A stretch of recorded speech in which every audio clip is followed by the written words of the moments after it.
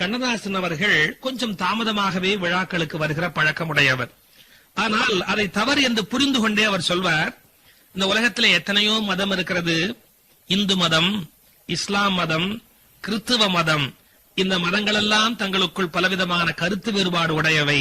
ஆனால் என்னுடைய ஒரே மதம் தாமதம், அது எல்லா மதத்துக்கும் பொது மதம் என்று வேடிக்கையாக சொல்வார்.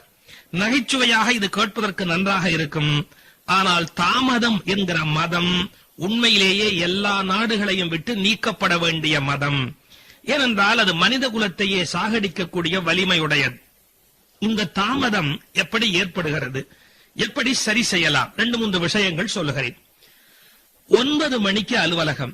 எனக்கு தெரிந்த ஒருவர் எப்போதும் 9:10க்கு வருவார் அல்லது 9:15க்கு வருவார். எப்போதும் அவருடைய முதலாளி சொல்லி பார்த்து விட்டார், மேனேஜர் சொல்லி பார்த்து விட்டார், அவரால் முடியவே இல்லை.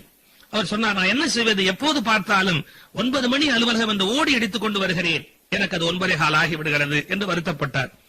அவருக்கு ஒரு யோசனை சொல்லுகிறார்கள். என்ன யோசனை தெரியுமா? உங்கள் மைண்ட் செட் அதை மாற்ற வேண்டும். அலுவலகம் 9 மணி என்று நீங்கள் முடிவு செய்து விட்டதால் 9 மணிக்கு வர வேண்டும் என்று திட்டமிடுகிற போதெல்லாம் 9:10 ஆகிவிடுகிறது. உங்களுக்கு ஒரு யோசனை சொல்லட்டுமா? அலுவலகம் 8:30 என்று மைண்ட் செட், உங்கள் மனத்தை மாற்ற வேண்டும். 9 மணி அலுவலகம் என்று திட்டமிட்டுக் கொண்டு நீங்கள் பயணப்படுகிற போது 10 நிமிடம் தாமதமாக போகிறது என்றால், அலுவலகம் தொடங்குகிற நேரம் 9 என்று உங்கள் மனத்துக்கு ஏன் சொல்லுகிறீர்கள்? 8:30 என்று சொல்லிவிடுங்கள். 8:30க்கு அலுவலகம் என்று உங்கள் மனத்தில் சொல்லி வைத்து விட்டால் நீங்கள் தாமதமாக போனாலும் கூட கொஞ்சம் முன்னாலேயே போய் சேர்ந்து விடுவீர்கள். எனவே மாற்றப்பட வேண்டியது கடிகாரம் அல்ல, மைண்ட் செட், நம்முடைய மனதை மாற்றி வைத்துக் கொள்ள வேண்டும். சில பேர் இதற்காக காலையிலே சீக்கிரமாக எழ வேண்டும் என்று அலாரத்தை வைத்திருப்பார்கள். அவர்களுக்கு ஒரு யோசனை சொல்லுகிறேன். இந்த அலாரம் அடித்த உடனே பல பேர் அவசரமாக அதை திருப்பி அடிப்பார்கள். அந்த அலாரத்தை திருப்பி அடிப்பதற்காக நாம் அலாரம் வைத்திருக்கிறோம். அலாரம் வைத்திருக்கிறவர்கள் எங்கே வைக்க வேண்டும் என்ற ஒரு குறிப்பு இருக்கிறது. உங்கள் படுக்கையில இருந்து நீங்கள் கை எட்டுகிற தூரத்தில் ஒருபோதும் அலாரத்தை வைக்கக்கூடாது. ஏனென்றால் திருப்பி அடித்து விடுவீர்கள். எழுந்து போய் அணைக்க வேண்டிய தொலைவில் தான் அலாரத்தை வைக்க வேண்டுமே ஒழிய பக்கத்திலேயே வைக்கக்கூடாது. எனவே இந்த கால நேரத்தை கம்பீரமாக வாழ்ந்த ஒரு பெரிய மனிதர் கம்பன் அடிப்பொடி சா கணேசன் என்கிற ஒரு பெரியவர். தமிழகத்திலே கம்பன் இயக்கத்துக்கு வித்திட்டவர். இன்றைக்கு தமிழகம் முழுவதும் இருக்கிற, ஏன் இந்தியா முழுவதும் இருக்கிற கம்பன் கழகங்கள் தோன்றுவதற்கு காரணமாக இருந்தவர், காரைக்குடியிலே வாழ்ந்தவர் சா கணேசன் என்கிற பெரியவர். அவருடைய விழாவிலே என்ன ஆச்சரியம், 9 மணிக்கு கம்பன் விழா என்று போட்டிருந்தால் 9 மணிக்கு கம்பன் வாழ்க, கம்பன் புகழ் வாழ்க என்று அவர் ஆரம்பித்து விடுவார். எல்லாரும் பயப்படுவார்கள். எவ்வளவு பெரிய விஐபி, கவர்னர், முதலமைச்சர், பிரதமர், யாரை வேண்டுமானாலும் கவலையே படமாட்டார். யார் வரவில்லை என்றாலும் கம்பன் வாழ்க என்று தொடங்கி விடுவார். உண்மையில் நடந்த நிகழ்ச்சி ஒன்றை சொல்லட்டுமா? அவருடைய கம்பன் விழாவுக்கு அப்போது தமிழகத்தினுடைய முதலமைச்சராக இருந்த டாக்டர் கலைஞர் அவர்களை அழைத்திருக்கிறார்கள். அவர் ரயில் வந்து கொண்டிருக்கிறார். ரயில் தாமதமாக வருகிறது. வந்து அவர் தம்முடைய ஓய்வறையிலே போய் குளித்து தயாராகி மேடைக்கு வந்தால் கண்டிப்பாக விழாவுக்கு நேரத்துக்கு வர முடியாது என்று அவருக்கு தெரியும். அப்போது அவர் முதலமைச்சராக இருக்கிறார். அவர் என்ன சொல்கிறார்? அவர் குறித்த நேரத்தில் கணேசன் விழாவை தொடங்கி விடுவார், நாம் தாமதமாக போனால் மரியாதையாக இருக்காது என்று சொல்லி ரயிலில் வெந்நீரை கொண்டு வர சொல்லி குளித்து நீராடி வேறு வகை உடை உடுத்துக் கொண்டு தனக்கு மாலையிட வந்த தொண்டர்களை எல்லாம் விலக்கிக் கொண்டு காரிலே ஏறி அவசரமாக அந்த மணிமண்டபத்துக்குள் வந்து சேர்கிறார் ஒரு முதலமைச்சர். நன்றாக கவனியுங்கள். ஒரு மனிதர் நேரத்தில் உறுதியாக இருப்பது என்று தீர்மானித்து விட்டால் அவர் கொள்கையை ஒரு முதல்வர் மதிக்கிறார். அப்படியும் கார் வருவதற்குள்ளாக மணி 9 ஆகிவிட்டது. கம்பன் வாழ்க என்று சா கணேசன் விழாவை தொடங்கிவிட்டார். ஆனால் முதல்வர் ரொம்ப சாமர்த்தியமாக சொன்னார், நான் குறித்த நேரத்திற்கு வர வேண்டும் என்றுதான் முயற்சி செய்தேன். ஆனால் காலம் தவறி வந்ததற்கு மாநில அரசு காரணம் அல்ல, மத்திய அரசு காரணம் என்று சொன்னார். காரணம், ரயில் மத்திய அரசு நிர்வாகத்தில் இருக்கிறது. தான் மாநில அரசுக்கு தான் முதலமைச்சராக இருப்பதாலே தன் மீது தவறில்லை, தவறு மத்திய அரசுடையது, மாநில அரசுடையது அல்ல என்றார்.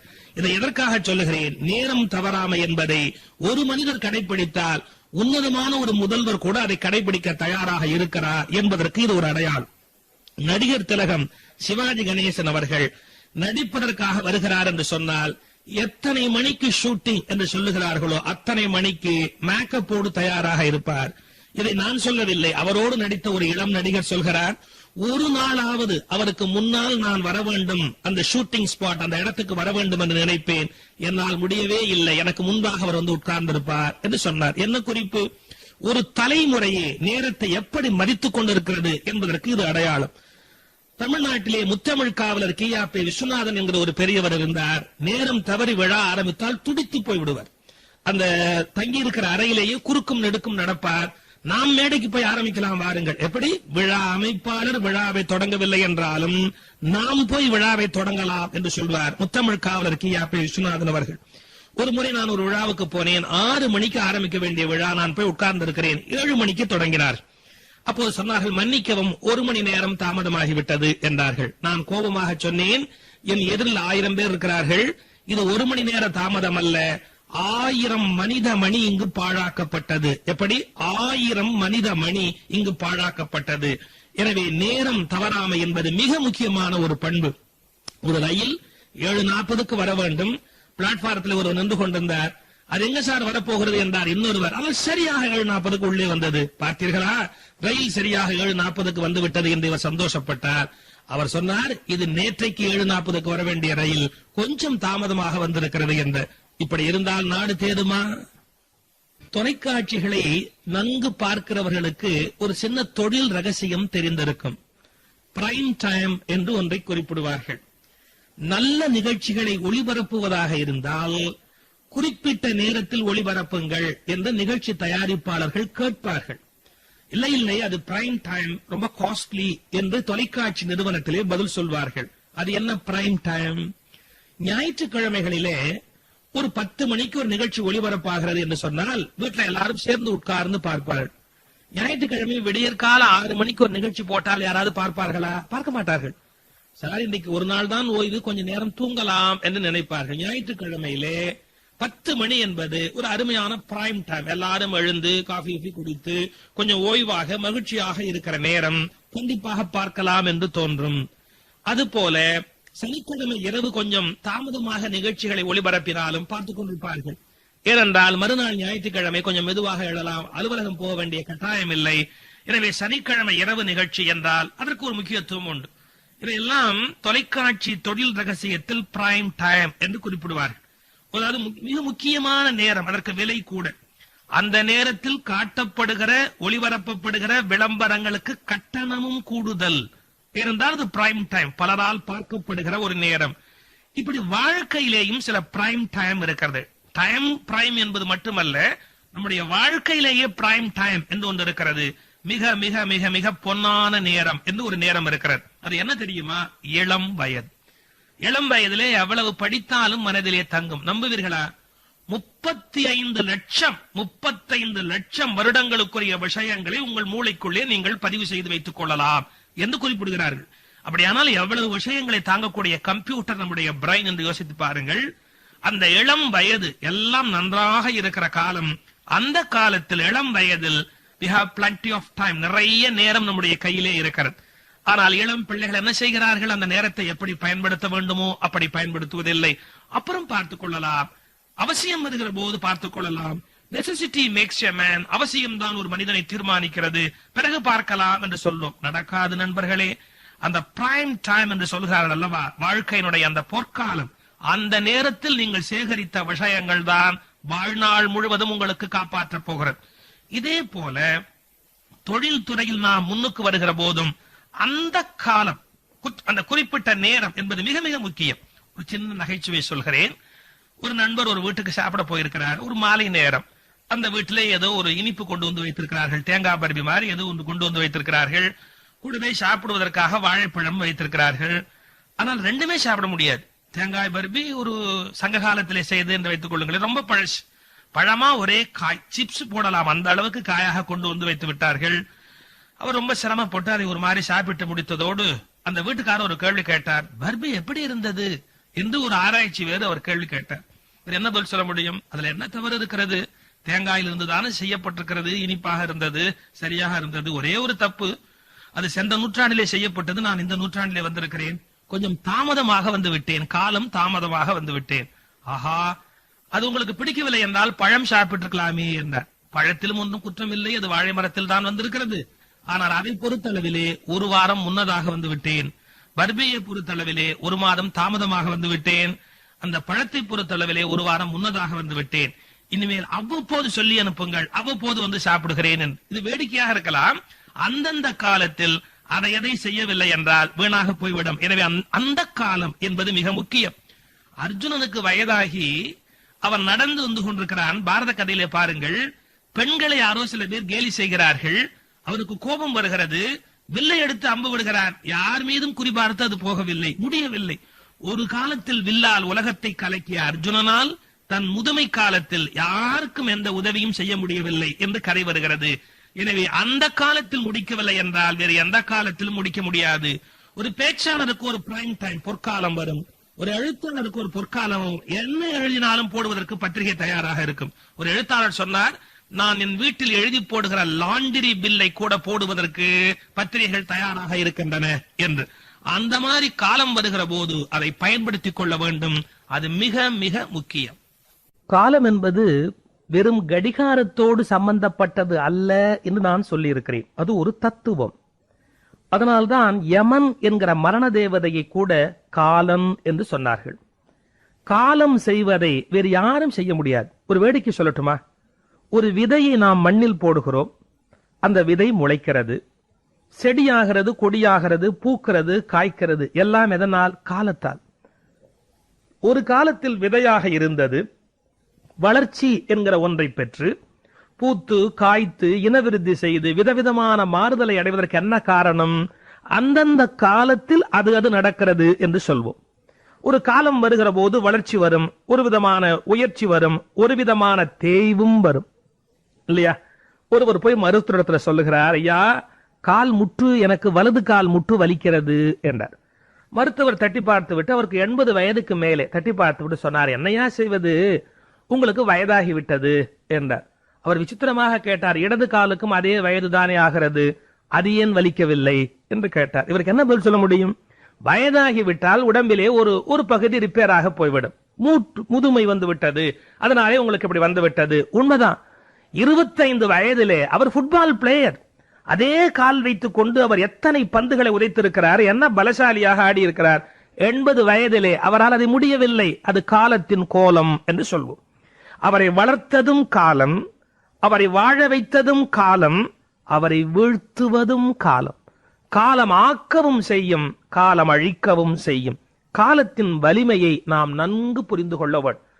காலம் மனது வைத்தால் ஒரு சிசுவை, குழந்தையை வாலிபனாக்கி, திறமையுடையவனாக்கி, ஆற்றல் உடையவனாக ஆக்கி, கடைசியில் முதுமை என்ற ஒன்றை கொடுத்து செல்லா காசாகவும் ஆக்கி விடுகிறது. எனவே காலம் எவ்வளவு அருமையானது என்பதை நான் நன்றாக புரிந்து கொண்டு விட்டால் அந்தந்த காலத்தில் அந்தந்த காரியத்தை செய்து வெற்றி பெற்று விடலாம். தமிழிலே ஒரு கணக்கு சொல்வார்கள், எட்டெட்டாக கணக்கு சொல்வார்கள். தமிழ் பேச்சு வழக்கிலே ஒன்று உண்டு. ஓரெட்டு அப்படின்னா ஒரு 8 வைத்தால்னா நடப்பது என்று பொருள். நான் அந்த 2 எட்டுல வந்துடுறேன் அப்படின்னா கொஞ்சம் தூரம் போயிட்டு திரும்பி வந்து விடுகிறேன் அப்படின்னு. நடப்பதை 8 என்பதாக சுட்டுகிற வழக்கம் உண்டு. அதனால காலம் நடப்பதை 8ஆக கணக்கு வைத்தால் அது ஓரெட்டு எப்போது வைக்கிறது, 2வது 8 எப்போது வைக்கிறது என்று காலத்தின் நடையை தமிழிலே கணக்கு பார்த்திருக்கிறார். ஒரு குழந்தைக்கு 8 வயதுக்குள்ளே நன்றாக பேச தெரிந்திருக்க வேண்டும். சொற்றொடர்களை அமைக்கிற அந்த வாய்ப்பு வந்திருக்க வேண்டும். 8 வயதுக்குள்ள ஒரு குழந்தை பேசவில்லை என்றால் வாழ்நாள் முழுவதும் பேசாது என்று கணக்கு சொன்னார். 2வது 8, 16 வயதுக்குள்ளாக ஒரு குழந்தைக்கு படிப்பு வரவில்லை என்றால் அது வாழ்நாள் முழுவதும் வராது என்றார். 2 8 வராத கல்வி என்றைக்குமே வராது என்று சொல்லி வைத்தார். அதே போல திருமணம் எப்போது நடக்க வேண்டும் என்றால் 3 8 திருமணம் முடிந்து விட வேண்டும், 3 8 முடியாத திருமணம் முடியுமா என்று ஒரு கேள்வி கேட்பார். 4 8க்குள்ளாக சொந்த வீட்டுக்கு போய்விட வேண்டும், 32 வயதுக்குள்ளாக செல்வம் சேர வேண்டும், சொந்த மனை இருக்க வேண்டும், சொந்த வீடு இருக்க வேண்டும். 4 8 வராத இல்லமும் செல்வமும் வராது என்று ஒரு கணக்கு சொல்வார். 5 8 என்று வருகிற போது 5வது 8க்குள்ளாக ஒருவன் அடைய வேண்டிய பெரும் புகழை அடைந்து தீர வேண்டும். வாழ்க்கையில் அப்போதுக்குள் 40 வயதுக்குள் புகழை எய்தவில்லை என்றால் வாழ்நாளில் புகழ் எய்துவது என்பது நடக்கிற காரியமில்லை என்றார்கள். அதுபோல 6 8 வராத ஞானம், 48 வயது 50 நெருங்குகிற போது ஞானம் வரவில்லை என்றால் வாழ்நாளில் பின்பு எப்போது வரும் என்று ஒரு கேள்வி கேட்கிறார். எனவே மனிதன் அந்தந்த காலத்திலே நடக்க வேண்டியவற்றை அந்தந்த காலத்திலே செய்தாக வேண்டும். காலம் என்பது எவ்வளவு வலிமையான ஒரு தத்துவம் என்று சொன்னேன். சின்ன விஷயத்திலிருந்து பெரிய விஷயத்துக்கு நீங்கள் பாருங்கள்.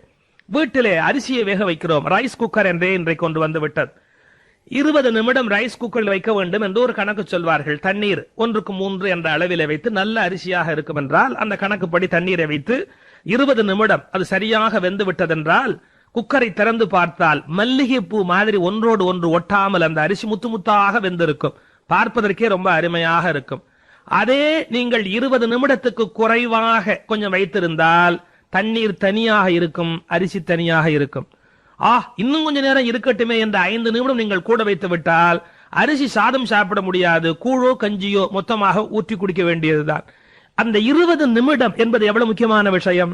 நீங்கள் 2 நிமிடம் முன்னாடி எடுத்தால் அது வேகவில்லை, 2 நிமிடம் தள்ளி எடுத்தால் அது குழைந்து போய் விடுகிறது.